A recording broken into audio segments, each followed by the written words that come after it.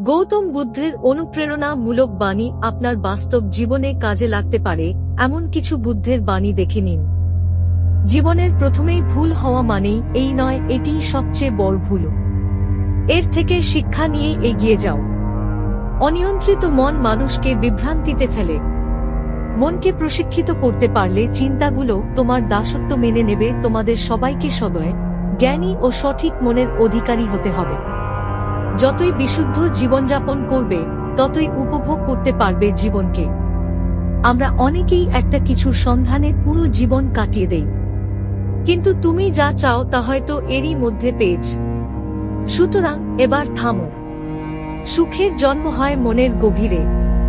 এটি কখনো বাইরের কোনো উৎস থেকে আসে না। অন্যের জন্য ভালো কিছু করতে পারাটাও তোমার জীবনে ইতিবাচক প্রভাব ফেলে।